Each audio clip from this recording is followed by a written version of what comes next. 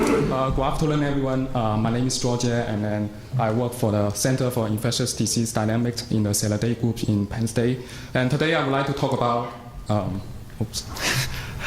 the location-based social network for disease surveillance. Like right now, we talk about a lot of social network, and then mainly we want to study the location information within the social network and how can we dig out those geographical information and facilitate the disease surveillance.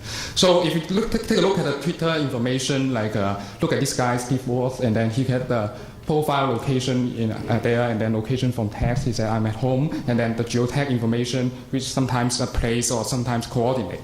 So we try to map all the geotag tweets across the United States. That's a map published in Plus Computation Biology. And then you can see it match a population density and then some line-time image and urban extent.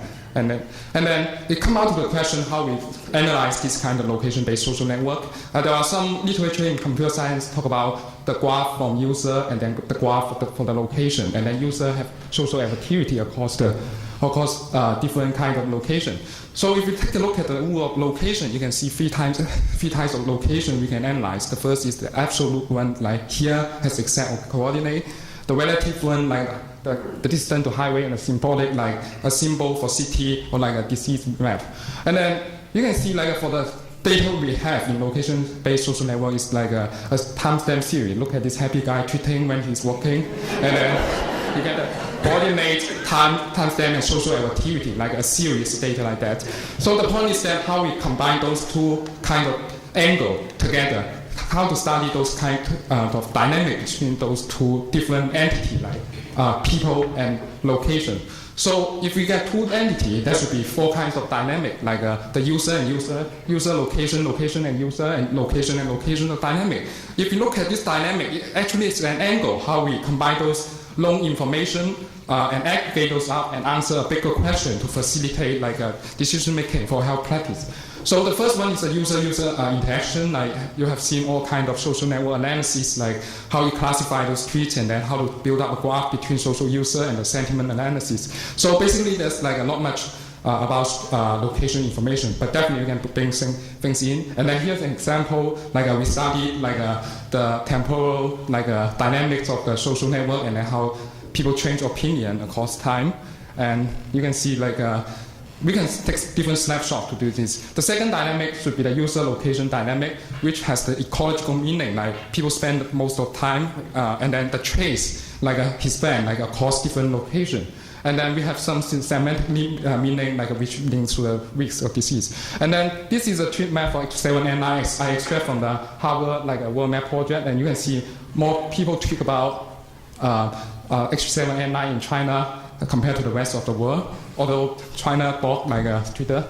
And the second example is a very quick example we went through, the sentiment analysis in the Manhattan, and then we can see more positive a sentiment towards was seen in the high income area in Manhattan.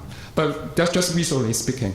The third dynamic I want to mention is the location user dynamic, which is the aggregation of user activity, which related to mass gathering event like Olympic Games. I have an example here. It's I extract one of the study from the Lancet mass gathering study last year, and then you can see the team brought the infection to the 2007 Cricket World Cup from different places world, like the infection of dengue, yellow fever, malaria, and chikungunya. The last dynamic would be a higher level aggregation, like the population dynamic between different kind of location.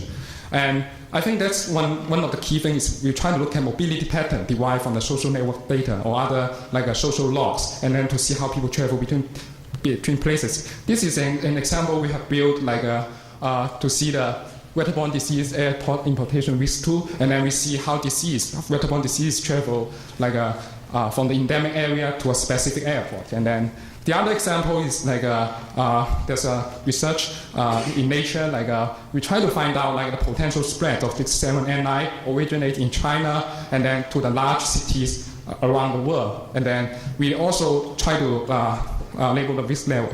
So we have a lot of challenge faced on that, and I don't want to go through of that because a lot of presenters today have mentioned more of them. And then we get a big data challenge, like we get to extract those location informations from billions of data, and then we get to deal with the privacy issues, and then we deal with the bias of the computer.